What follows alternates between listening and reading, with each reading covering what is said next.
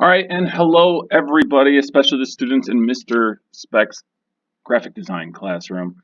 Today we are going to be taking what we've learned about World War II propaganda and putting it into something that I think is a really interesting project. Now, there were three different propaganda campaigns that my class discussed.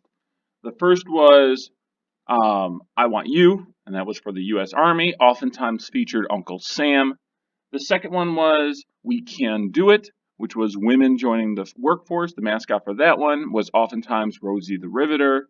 And then finally, and one of my favorites, Keep 'em Flying, which was when America was first investing in airplanes that could be used to fight battle during World War II. So we are going to create designs for each of those, all three of those in class.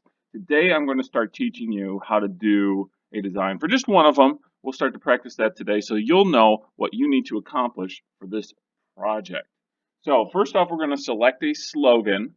I am going to go with Keep 'em Flying. As I said, it's one of my favorites. So I'm going to go with Keep 'em Flying. And um, after that, I'm going to start looking for an image that I can use for that assignment to use as kind of like a model of sorts that I can use to model for this project. Because basically what we're going to be doing is using our model, using an image that we found on Google and filling it in with text because words and text and all that stuff, that was really a prominent part of what World War II propaganda was all about, uh, was expressing themselves or convincing people through words. And as we know, in Nazi Germany, they used propaganda for very negative means. Here at home, here in America, it encouraged people to, conserve on fuel, do a whole bunch of different things that would help support our war effort fighting the Nazis over in Europe. So what we're going to do today is I'm going to select an image first and foremost, a slogan and image. Like I said, I'm going to go with Keep 'em Flying. You can go with any of them, but what I would encourage you to do is do something creative for your project. It is part of your grade. Do something creative. Don't just pick the obvious thing like I'm doing Uncle Sam, so I'm just going to pick Uncle Sam, or I'm doing Rosie the Riveter, so I'm just going to pick the image of her rolling up her sleeves, making a muscle. No, do something creative. So I picked a couple different examples that might help you out a little bit. So if I was going to do I Want You for the US Army, I could go on Google and find a really cool image of a soldier, something really cool, really fun that I could use to kind of create my poster, fill it in with words and that type of thing. So that's an option. Um, or for We Can Do It, does it have to be Rosie? Maybe I could find another female form that would represent empowerment. So for me, Wonder Woman was a example of World War II propaganda. She came around during World War II, and I could fill this in with text. I could create her silhouette with text, and that would be something I think could look really really cool. But I'm gonna go with Keep 'em Flying, which I already have the symbol that I'm going to use for this, and can't actually see it right now. Let me see if I can pump this bad boy up. There we go. So there's my image. There's what I'm going to be using for this one. I want to apologize in advance, guys. I know this screen capture software, sometimes over on this side, you can't see my layers, which is, as you know, if you've used Adobe Fireworks before, it's very helpful. The layers are super helpful. It's actually a necessity. And then up here, I know that my drop menus don't always show up. Like right now, I'm clicking on this, and sometimes that stuff doesn't show up. So I apologize. You'll just have to use your imagination for that. But here's the silhouette of an airplane that I picked out that I thought would be very, very cool for my project. The document size, very, very important. Your document size is going to be um, 8 by 10 inches. Make sure it's inches, not pixels. You don't want that tiny pixel image. 8 by 10 inches. And now I have my model in here. I have my airplane. I have my 8 by 10 document. What I'm going to do here is I'm going to create a rectangle in the background. And if you don't remember how to do that, under vectors, go to your shape tool. You can create a rectangle. You can see I already did that. I know you can't see my layers, but I have a rectangle in here. See right there? I have a rectangle in there. It's white right now. which is not terribly interesting, but it's there. And then now I'm going to start working on that canvas. Um, so you guys have available to you a couple different color schemes for the three different propaganda campaigns. If not, it's very easy to look up on Google, but if you're one of the students in my class, that stuff should be available to you on eCampus. You can look under files, you can look under typography, and you should be able to find that stuff. So this is the one that I made for the Keep 'em Flying campaign. You can see I have all the different colors. Blue is a great background color. White is a great accent. Red is a great accent. Yellow is a great color. So what I'm going to do here is I'm just going to go ahead and I don't know if you can actually see this. You probably can't. And I apologize if you can't. But I'm going to go up to Edit, and I'm going to click Copy, and then I'm going to go back to my document. And I'm going to click Edit, Paste. And I want to be real clear here. This is not something that's going to stay on my document. I just want to have access to it in case I want to figure out the colors. Okay, so I'm actually just going to just tuck it over here on the side where nobody can see it. It's going to be a secret to the rest of the world because it's going to be hidden over here.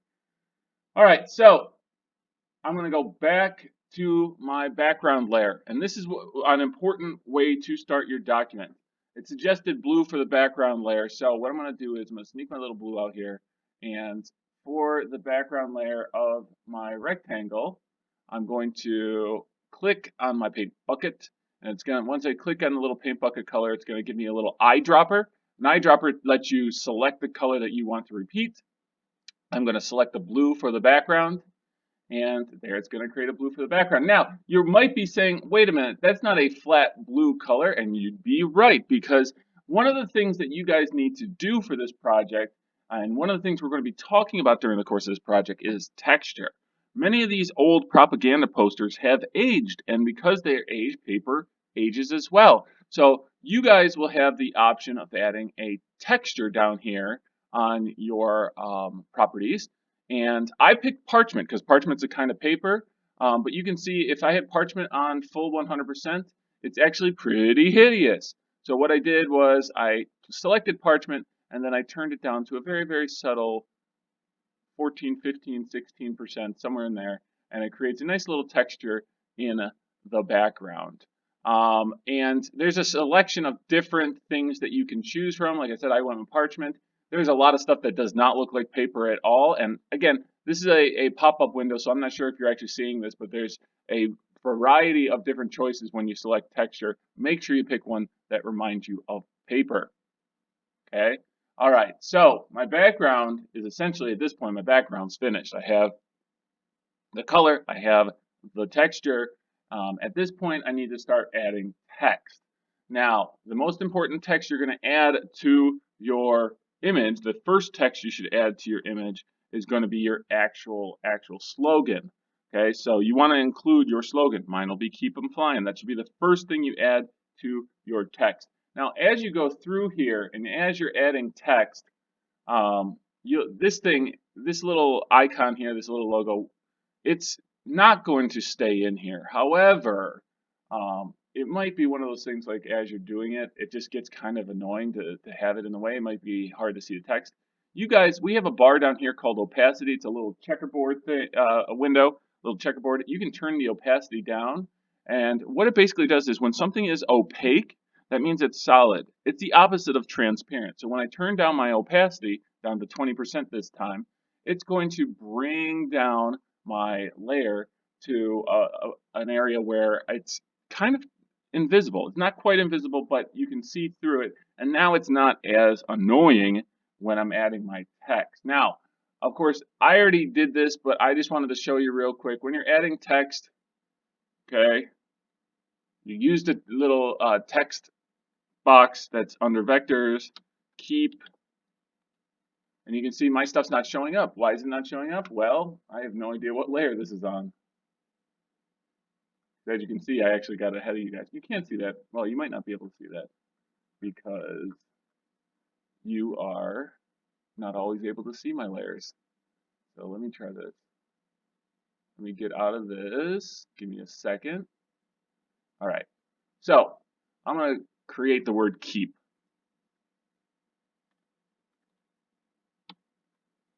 Okay, and the word keep, see right there. Now this is a great font. Think about fonts that are going to work in that like World War II era time frame. But you also want to keep in mind that you're going to have to recreate the silhouette of this airplane using using text. So you want to be able to fill in the entire thing with text. You don't want it just to be 3 words, keep them flying. I'm going to shrink down the text just a little bit, just so they fit in here, and put them in there. Keep. Let's try another one. This one's spelled weird, guys. If you do keep it flying, well, everyone will do keep it flying, but it is one that's kind of spelled kind of wonky. Keep M flying. So this is not good English, but it's a fun little catchphrase. Okay, there we go. So there I have started this out, and then obviously when I remove the airplane, this is not going to look like an airplane right now. That's because I need to fill in all my silhouette with a variety of different terms. You guys already started looking at different terms that describe a positive view of America. We know America is not always perfect, but there is an American ideal we learned about. And so you can add words like, this one's keeping flying, so I might add words like flight, soar, different words that could go with that. Propeller, pilot, a whole bunch of different things. Now, of course, this is just a short video, so I can't really show you the whole thing, but I was smart enough to pull up my finished product. So I'm actually going to show you guys what it looks like when it's finished. You can't see this, but I'm doing some magic with my layers right now. Oh, and there we go. See, now this is my finished product. As you can see, again, you pick something that's easy to read when it comes to your fonts, something that's also kind of interesting. I'll zoom in a little bit so you guys can get an even closer look at the fonts themselves, at the type themselves. And you can see all around here that I have added a whole bunch of words. Some of my words are going vertically, some of them going horizontally. I used white as my main color for Keep 'em Flying, yellow and red. Red mixes in there, and that uses all my Keep 'em Flying colors that we talked about earlier. And then just, I told you before, creativity plays a lot into this particular project. So, you want to pick a silhouette that's going to be original to your design. And then in addition to that, you can see I made a whole bunch of little airplane silhouettes that were just a little bit off the color. So I think it's the same color blue, but it doesn't have the texture. So in the background, you see all these little airplanes. And I think it's something that really added to my project. As you guys know, I'm always looking for creativity. It's one of the things I grade you on. So, it's definitely something you want to include in your piece. Just make sure that when you guys do finish this assignment, you do remove this guy right here. Let me see if I can get it up there. There he goes. Okay, so just remove. This is my outline, my original silhouette, the airplane. So what I do is I just drag it down, and again, you probably can't see this, but I'm going to drag it down to my bottom layer, so that way my model, my airplane in this case, is not even visible at all. So that's a good piece of advice for you guys. That way you can keep the model around without deleting it. It still exists, but it's just on the bottom layer where no one can see it. So we did a lot of tricks here today between hiding the color the different color scheme, and hiding the model. These are just some little tricks for you guys when you're doing the design. And then, of course, all this stuff is going to get turned in on eCampus, and that'll get turned in as a JPEG on eCampus. So remember, you want to keep your layers for yourself. So PNG whenever you save onto your computer, and then a JPEG for when you're turning it in on eCampus. So what I'd love for you guys to do after watching this video is I'd love for you guys to go on to Google and search for an image that you can use for each of our campaigns. So again, that's one image for I Want You for the U.S. Army, one image for We Can Do It, that's women joining the workforce, and one image for Keep 'em Flying, that's the airplanes, American airplanes in World War II. So that's what I'd like you guys to do first, and then you can start rolling through and doing some of the things that we did in this video. I also want to remind you that this video will be available for you at any point in time, either on our graphic design, MMS design YouTube channel or on eCampus. So you can come back and watch this at any time to catch up on some of those tips that I went through. And I'm very excited to see what you guys come up with.